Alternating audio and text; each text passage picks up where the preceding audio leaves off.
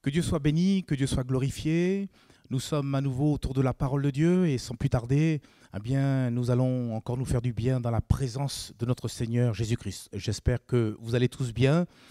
Très bientôt, par la grâce de Dieu, nous aurons la joie de nous retrouver physiquement dans notre lieu de culte.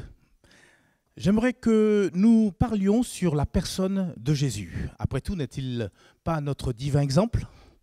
J'aimerais donc vous entretenir plus exactement sur le caractère doux de notre Seigneur Jésus-Christ. C'est un fait, Jésus est doux de caractère. Et ce n'est pas les versets qui nous manquent dans la parole de Dieu et qui nous le prouvent. On va juste prendre deux versets en introduction. Par exemple, Matthieu chapitre 11 et le verset 29 qui nous dit la vérité suivante. « Prenez mon joug sur vous et recevez mes instructions. Car, dit Jésus, je suis doux et humble de cœur, et alors vous trouverez du repos pour vos âmes. » Remarquons qu'ici, eh bien, la douceur est associée à l'humilité. J'ai envie de dire, l'un ne va pas sans l'autre. Quand je suis doux, je suis forcément humble, et à l'inverse, lorsque je suis humble, je suis forcément bien avec ce caractère de douceur. Que Dieu soit béni. Notre passage, Matthieu chapitre 21, le verset 5. « Dites à la fille de Sion, voici ton roi vient à toi, plein de douceur, et monté sur un ânon, le petit d'une ânesse. » Frères et sœurs, s'il y avait même un titre à donner à ce message aujourd'hui, c'est que nous puissions être les uns et les autres pleins de douceur, comme notre Seigneur Jésus-Christ. Car il était, on l'a lu ensemble, un roi plein de douceur. Puissons-nous être pleins de douceur les uns et les autres.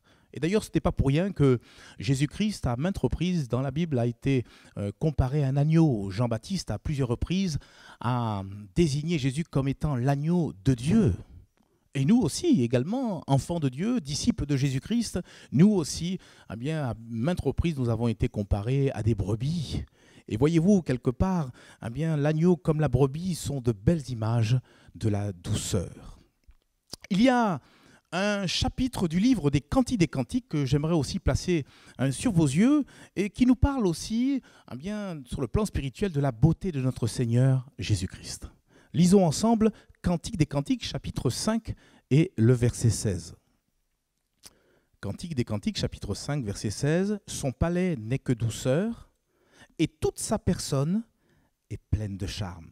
Tel est mon bien-aimé, tel est mon ami, fille de Jérusalem. » Et en effet, eh bien, on n'avait pas de peine à écouter le Seigneur Jésus lorsqu'il parlait.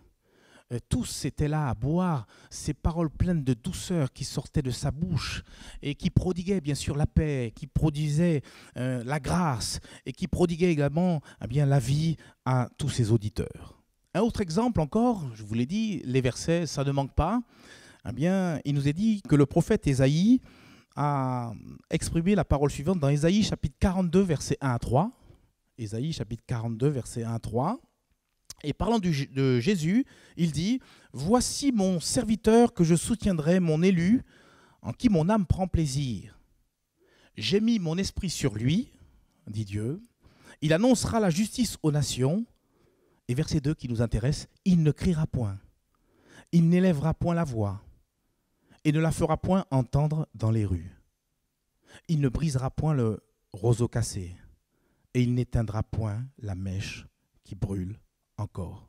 Il annoncera la justice selon la vérité. » Ainsi, donc, à travers ce passage que nous venons de lire, Ésaïe met en évidence la douceur de notre Seigneur Jésus-Christ. Déjà au verset 2, lorsque nous lisons, nous l'avons lu tout à l'heure, « Il ne criera point, il n'élèvera point la voix, et ne la fera point entendre dans les rues. » Et c'est vrai que la douceur, d'une manière générale, est une vertu apaisante, une vertu sécurisante, une vertu qui est pleine de bienveillance. La douceur s'oppose à la violence, elle s'oppose à l'agressivité, elle s'oppose donc à l'orgueil. Et Jésus-Christ, lui, ne rendait pas le mal pour le mal, il était pacifique, il était conciliant, on y reviendra tout à l'heure. Verset 3, toujours de ce chapitre 42 du livre d'Ésaïe, « Il ne brisera point le roseau cassé, et il n'éteindra point la mèche qui brûle encore. » Et durant son séjour sur terre, Jésus agissait toujours avec la tendresse, avec la douceur de la miséricorde, avec la douceur du pardon, plutôt que la brutalité du légalisme. Souvent, dans l'esprit des gens, lorsqu'on parle de douceur, les gens parlent et assimilent cela à peut-être une faiblesse de caractère ou de la mollesse. Mais c'est faux. Parce que quelqu'un l'a dit à juste titre, la douceur, c'est la plénitude de la force. Je trouvais ça intéressant. Ou une autre déclaration, eh bien, la douceur, c'est la force maîtrisée.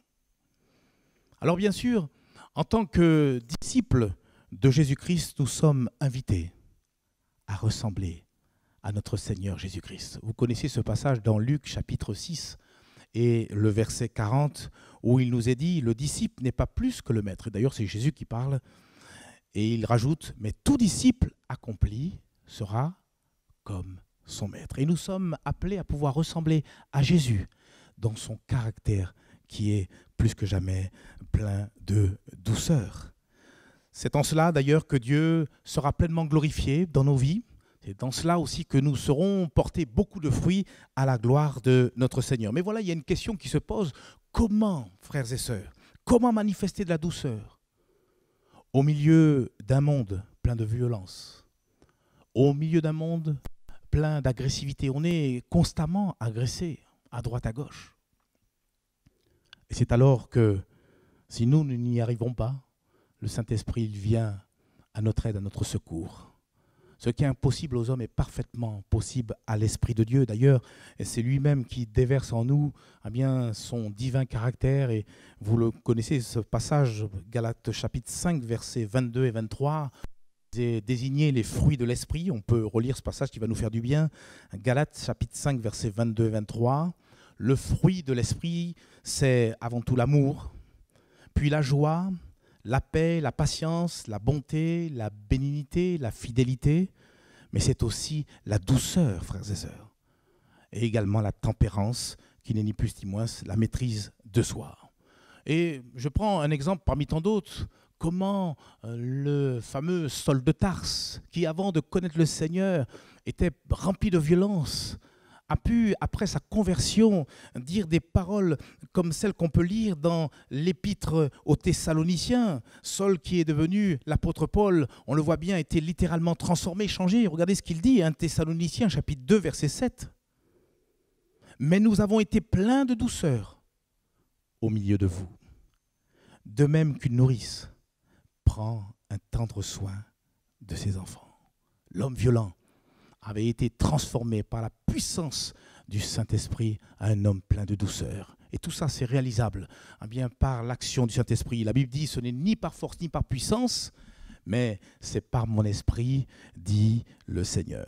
Et certainement, plusieurs, même d'entre nous, pourraient raconter leur témoignage personnel, et certains d'entre nous étaient peut-être des personnes violentes avant de connaître le Seigneur, jusqu'au jour où bien, le miracle de la nouvelle naissance a commencé à s'opérer dans leur vie, dans leur cœur. Ils ont été littéralement transformés. La Bible est claire, elle dit, si quelqu'un est en Christ, il est une nouvelle création, les choses anciennes sont passées, voici toutes choses sont devenues nouvelles. Oui, plaise à Dieu que son Esprit Saint puisse trouver dans nos cœurs une libre action pour nous transformer, nous donner à être pleins de douceur, bien comme notre Seigneur Jésus-Christ. D'autant plus que la Bible nous révèle que la douceur d'une personne est précieuse aux yeux de Dieu. Et je voudrais vous le prouver avec ce passage de 1 Pierre, chapitre 3, les versets 3 à 4, nous allons lire ensemble. 1 Pierre, chapitre 3, versets 3 à 4. « Ayez non cette parure extérieure qui consiste dans les cheveux tressés, les ornements d'or ou les habits qu'on revêt, mais la parure intérieure est cachée dans le cœur, la pureté incorruptible d'un esprit, comment ? Doux et paisible, qui est d'un grand prix devant Dieu. » Alors quand on regarde le contexte de ce passage, on comprend que l'apôtre Pierre s'adresse avant tout aux femmes, mais ce dernier verset 4 eh bien, je me dis quelque part, on peut tous, nous, en tant que chrétiens, en tant qu'enfants de Dieu, nous l'attribuer. Oui, eh bien, un esprit doux et paisible qui est un grand prix devant Dieu. J'ai trouvé pour vous une autre version, le verset 4, à travers la version Parole de vie, nous dit et nous exprime le verset 4 de la manière suivante. Un cœur doux et calme, voilà la beauté qui a beaucoup de valeur pour Dieu et elle ne disparaît pas. Que Dieu soit béni. Je voudrais tellement bien que le Seigneur puisse nous aider à comprendre ces choses et nous aider à pouvoir pleinement les vivre. Oui, Seigneur, donne-moi à être doux. C'est vrai, Seigneur, j'ai besoin de faire des progrès à ce niveau, bien que je sois rempli du Saint-Esprit et que lui-même bien puisse, par son action, me donner à pouvoir te ressembler. Je voudrais vraiment que ce partage aussi sur la douceur soit des plus pratiques et justement, la Bible nous invite à manifester de la douceur dans certaines circonstances de notre vie. Et j'aimerais bien citer quelques-unes de ces circonstances. Et par cela, laisser encore le Saint-Esprit nous enseigner les uns et les autres. En effet, lorsque nous sommes dans une situation conflictuelle avec une personne, nous avons besoin de manifester de la douceur. Nous sommes tous à un moment donné arriver, être amené à vivre un conflit. Alors, ça peut être avec quelqu'un de proche, le conjoint, les enfants, les parents, je ne sais pas, un ami quelconque, etc. Et quelquefois, ce n'est pas toujours évident. Et c'est alors que, justement, le grand roi Salomon, l'homme le plus sage au monde, a donné ce conseil que nous pourrions bien utiliser lorsque nous sommes confrontés à des conflits. Regardez ce qu'il est dit dans Proverbes, chapitre 15 et le verset 1. Une réponse douce calme la fureur, mais une parole dure excite la colère. C'est clair, c'est net. La douceur d'une parole douce, la douceur d'une parole est capable de désamorcer une situation conflictuelle. C'est plus facile à dire qu'à faire, certains pourraient me dire. C'est vrai, mais on peut aussi rajouter que ce n'est pas impossible, surtout lorsqu'on compte sur le Seigneur. Alors, faisons juste l'expérience. On est en face de cris, d'hurlements, etc. Apportons à ce moment-là une réponse douce, sortant de notre bouche, et qui aura quelque part un effet d'apaisement pour la situation. Des paroles douces sont comme l'eau que l'on verse sur un feu. Alors, ça fait un bruit, et puis toute trace de feu de colère finit par s'estomper et voire même s'éteindre. Jésus lui-même a connu des moments conflictuels avec les chefs religieux, mais à aucun moment le Seigneur a répondu avec méchanceté. Il n'a pas rendu injure pour injure. La Bible nous dit au contraire dans 1 Pierre chapitre 2 verset 23, « Lui qui injuriait ne rendait point d'injure, maltraité ne faisait point de menace, mais s'en remettait à celui qui juge justement. » Jésus, frères et sœurs, ne rendait jamais le mal pour le mal. Ne nous sentons pas obligés de répondre par l'injure, mais au contraire, faisons comme le Seigneur Jésus, remettons-nous tout simplement à notre Dieu, notre Père Céleste, qui sera en temps et en heure, nous justifier dans n'importe quelle situation.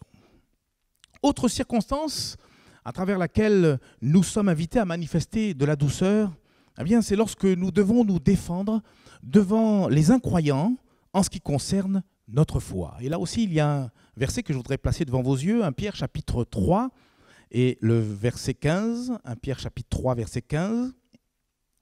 Il nous est dit « Mais sanctifiez dans vos cœurs Christ le Seigneur, étant toujours prêt à vous défendre avec douceur et respect devant quiconque vous demande raison de l'espérance qui est en vous. » Et c'est vrai que nous pouvons quelquefois rencontrer comme cela des individus, on ne sait pas trop ce qu'ils veulent réellement quand ils s'approchent de nous et qui essayent, alors soit avec agressivité ou même quelquefois avec ironie, de remettre en cause notre foi. Et dans ces moments-là, il n'est pas toujours facile de pouvoir garder son calme. On essaie de se défendre, quelquefois même on ose défendre Dieu alors qu'il n'a pas besoin d'être défendu. Et je pense que dans ces circonstances-là, lorsque nous constatons que tout ce que nous pouvons dire concernant notre foi n'est pas entendu et pris même à la légère, ou même tourné en dérision, frères et sœurs. Vaut mieux que nous nous taisions, plutôt que peut-être tomber dans un piège de s'énerver, de se mettre en colère. Que toujours la douceur soit notre partage devant quiconque demande raison de l'espérance de notre foi. Une troisième circonstance à travers laquelle nous sommes invités à pouvoir manifester de la douceur, eh bien, c'est lorsque nous reprenons les frères ou les sœurs dans la foi. Il y a ce passage dans Galates chapitre 6 et le verset 1 que nous pourrions lire pour cette troisième circonstance. Galates 6, verset 1. « Frères, si un homme vient à être surpris en quelque faute, vous qui êtes spirituels, redressez-le avec un esprit de douceur. Prends garde à toi-même de peur que tu ne sois aussi tenté. » Reprendre le frère et la sœur avec un esprit de douceur, c'est quelque part le reprendre avec un esprit d'humilité. C'est le reprendre avec bien sûr un esprit d'amour, un esprit de compassion. C'est reprendre le frère et la sœur sans accusation, sans écraser bien l'autre, mais plutôt dans le but de le gagner. Et il faut le reconnaître une certaine maturité, une maturité spirituelle pour pratiquer cette exhortation. La douceur de Jésus a été plus qu'exemplaire dans ce domaine. Rappelez-vous quand Jésus a accueilli Pierre qui venait de renier sa personne quelques jours auparavant. Jésus, avec un tact, avec la douceur de la sagesse, justement, a su réhabiliter son disciple. Un autre exemple, c'est lorsqu'on a jeté cette femme adultère aux pieds du Seigneur Jésus. Et là aussi, pareil, il n'y a pas eu une seule parole accusatrice dans la bouche du Seigneur Jésus. Au contraire, Jésus a dispersé tous ceux qui accusaient cette femme surprise en flagrant délit d'adultère. Et mieux encore, le Seigneur lui a posé la question, « Femme, où est ceux qui t'accusent ?» Et elle va répondre, « Ils ne sont plus. » Et Jésus va lui dire avec un grand tact, avec une grande tendresse, avec une merveilleuse douceur, « Ben moi non plus, je ne t'accuse pas. » Mais par contre, il fait passer le message, il dit « Va et ne pêche plus. » Vous voyez le tact, il reprend, mais il le fait avec un esprit de douceur. Autre circonstance de la vie à travers laquelle nous sommes invités à manifester de la douceur, c'est lorsque nous prêchons la parole. Alors vous allez me dire, mais ça te concerne, Joël. Je dis Amen, oui. Il nous est dit dans 2 Timothée chapitre 4 et le verset 2, la vérité suivante, « Prêche la parole, insiste en toute occasion favorable ou non, alors reprend, censure, exhorte, avec toute douceur et en plus en instruisant. » C'est vrai que c'est pour les prédicateurs, c'est vrai que c'est à plus forte raison pour les pasteurs, mais je pense que c'est aussi pour tous les chrétiens, parce que finalement, lorsqu'on rend témoignage ou lorsqu'on partage la parole avec un tiers, avec un ami, nous sommes ni plus ni moins également en train de prêcher. Et je veux dire, quelque part, le Seigneur voudrait nous encourager à toujours parler de lui avec un esprit de douceur. Frères et sœurs, nous ne sommes pas là à faire n'importe quelle croisade, nous ne sommes pas là en train de chercher à faire des prosélytes, nous sommes là à gagner les cœurs, avec amour, les amener vers la personne de Jésus-Christ. Agissons, comme le dit l'apôtre Jacques, avec la douceur de la sagesse.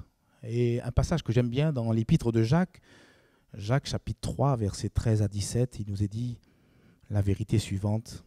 « Lequel d'entre vous est sage et intelligent ? Eh bien, qu'il montre ses œuvres par une bonne conduite avec la douceur de la sagesse. » J'aime bien cette expression, avec la douceur de la sagesse. Verset 14. « Mais si vous avez dans votre cœur un zèle amer et un esprit de dispute, ne vous glorifiez pas et ne mentez pas contre la vérité. Cette sagesse n'est point celle qui vient d'en haut, mais elle est terrestre, charnelle et même diabolique. Car là où il y a un zèle amer et un esprit de dispute, il y a du désordre et toutes sortes de mauvaises actions. » Verset 17. « La sagesse d'en haut est premièrement pure, ensuite pacifique, modérée, conciliante, pleine de miséricorde et de bons fruits, exempte de duplicité et également d'hypocrisie. » Peut-être une dernière circonstance. Alors, comprenez que la liste n'est pas exhaustive, mais on va s'en arrêter là. Une cinquième et dernière circonstance à travers laquelle nous sommes invités à pouvoir exercer la douceur et la douceur du Seigneur Jésus-Christ, eh bien, c'est lorsque nous écoutons la parole de Dieu. Jacques chapitre 1, verset 21 nous dit la chose suivante, c'est pourquoi, rejetant toute souillure et tout excès de malice, recevez avec quoi? Avec douceur la parole qui a été plantée en vous et qui peut sauver vos âmes. Alors c'est quoi recevoir la parole de Dieu avec douceur? Si ce n'est eh bien la recevoir avec humilité, la recevoir avec simplicité. C'est l'accepter sans, quelque part, forcément y associer un esprit de contradiction ou de rébellion. Il y a des gens, ils écoutent la parole de Dieu, mais toujours pour chercher à contredire, à rajouter le « mais » de trop. Non, il faut la recevoir avec simplicité de cœur, avec humilité. Et finalement, recevoir la parole de Dieu avec douceur, c'est ni plus ni moins, eh bien, y placer notre foi et la recevoir favorablement. Que dire en conclusion? En conclusion, j'aimerais juste nous rappeler ce merveilleux petit chant, ce petit cœur qui nous a certainement vus tous les uns les autres naître. Ce chant qui dit « Te ressembler, Seigneur, c'est mon espoir suprême ». Et quel beau programme de pouvoir chercher toujours et toujours eh bien, ressembler à notre Seigneur Jésus-Christ. Eh bien, ressembler à Jésus, c'est aussi accepter d'être doux et humble de cœur comme lui-même l'a été, comme il l'est toujours. Et pour cela, nous avons besoin de l'aide du Saint-Esprit, nous avons besoin de son assistance, nous avons besoin de le laisser davantage de place dans nos cœurs afin qu'il puisse manifester ses propres fruits au travers eh bien, de nos vies. Un texte peut-être pour terminer, Philippiens chapitre 4, verset 5, qui est très court, mais qui en dit long. Et Philippiens chapitre 4, verset 5, « Que votre douceur soit connue de tous les hommes. » Et peut-être la question qu'on pourrait se poser en conclusion, est-ce que, eh bien, quelque part, notre douceur est connue de tous? Frères et sœurs, que Dieu nous aide à pouvoir comprendre eh bien, ces paroles ce matin, qu'il nous aide surtout à pouvoir les mettre en pratique et que Dieu nous aide eh bien, à faire des progrès. Oui, te ressembler, c'est mon désir, c'est mon espoir suprême. Que Dieu nous aide eh bien, à faire ces progrès. Que Dieu vous bénisse et je vous dis à bientôt.